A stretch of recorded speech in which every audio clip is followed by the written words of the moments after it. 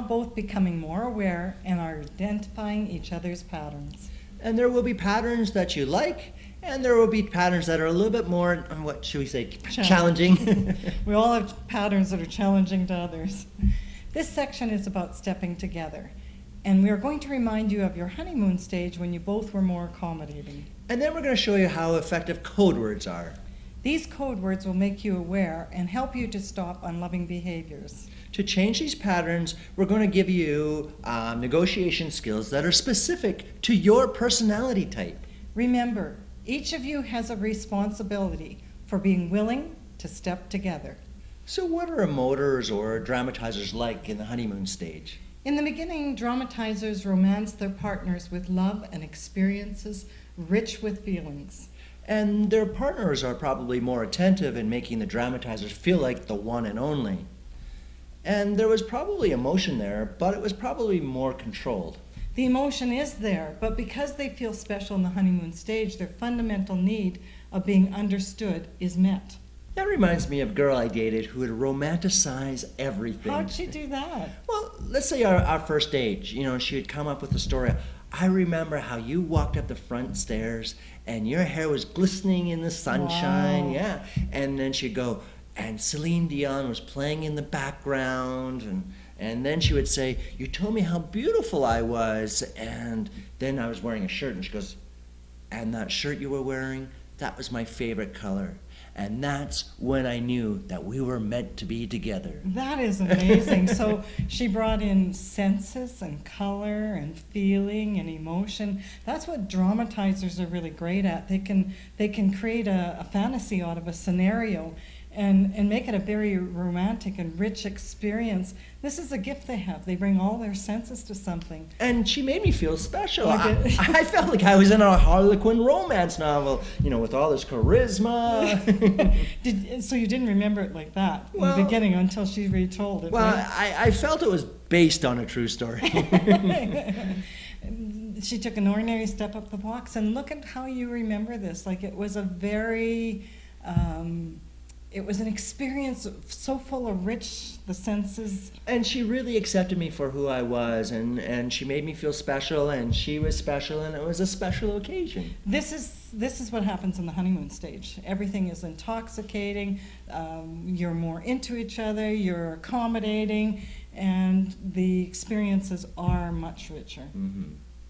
In the beginning, the relationship is new and exciting, and you make each other a priority responding to each other's needs. The dramatizer will shower you with emotion, connect deeply, embrace you as their soulmate, and you will be the love that they have been yearning for their whole life. And at this stage, the dramatizers feel understood, and then there is less need for the attracting attention. In the honeymoon stage, the focus for both of you is on the other person and outwardly giving. And then, as the relationship becomes more comfortable, the partner may begin to pay a little less attention. And gradually go back to old patterns of focusing on what they need. So you need to remember that keeping up this intensity for a different personality type can be overwhelming, and the partner just might retract.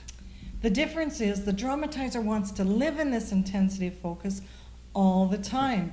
As the partners pull back, the dramatizer may feel abandoned and use the only tools they know, which is their emotions. And this will show up as the crying, the anger, the melancholy, maybe even the withdrawing. And they use this to trigger the partner's emotions. They use emotions as their language to connect. They do. And dramatizers want you to respond to their emotions, but often the intensity has the opposite effect and pushes others away. Dramatizers, we know there are times when you do manage your emotions. What is essential is an awareness of when your emotions are over the top. And how and when they affect your partner. If you have an agreement that your partner can help you to be accountable and responsible, we have a tool that you both can use. To step together, a code word can work well when the partner sees a negative recurring pattern. It can be a loving gesture to make you aware in the present moment, and a proactive and fun way to change the pattern for both of you. A code word will pause the situation and help the partner feel more empowered to be part of the solution. And for you, it will provide an opportunity to reframe before the situation spins out of control. So give your partner permission to use it. You can choose to change the behavior and make it better. Partner, support them by being respectful and without judgment. So create a fun pre-agreed code word or a visual sign for awareness to bring yourself back into your balance. When your partner sees a negative pattern, they can give you a visual sign or use something silly as a code word like peanut butter. In a relationship, issues are going to arise. Yes, they are. And this is when a code word works best. Yeah, what happens is the dramatizer gets caught up in the moment and then the emotions become over the top. And using a code word can be a very beneficial gesture to make them more aware of what's happening in the present moment and can feel very loving. So is what we're asking is that the dramatizer pause and see what is happening in the present moment. It can change from the dramatizer feeling being misunderstood to really stepping together and working things out together. So if we're making awareness, why don't we just go, stop? Oh, wow. Remember, the dramatizer is very sensitive. Okay. They're very sensitive to emotions and words and feelings. And so you've got three things. You've got the hand signals, you've got the strong word stop, and the intensity of how you're saying it. So whatever you two agree upon, maybe it's just a hand coming up, or maybe it's stop, or maybe it's peanut butter, or maybe it's making it fun and funny, like, hey, peanut butter, can we do a timeout? So you're saying that depending on the personality type is the way that you would approach the code word, isn't it? Right. And it seems like a very powerful tool to pause the situation.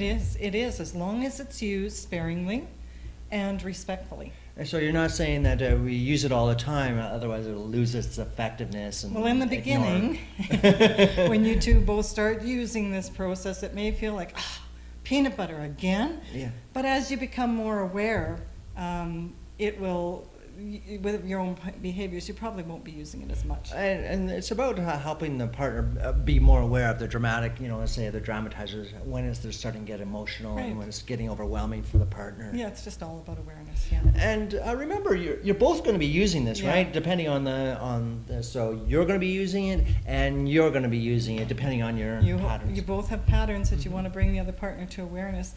And this makes it really easier to handle, which can be a very sensitive situation. But if you'd agreed upon it ahead of time, it can feel really collaborative. Okay, so let's show you how this works in a relationship.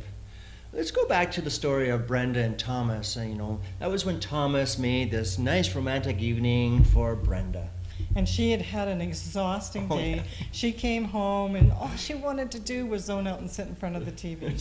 So at this point, we have a situation when we have two people with two different needs. And this happens all the time in relationship. Both are upset and feels that their needs are not being met by the other person.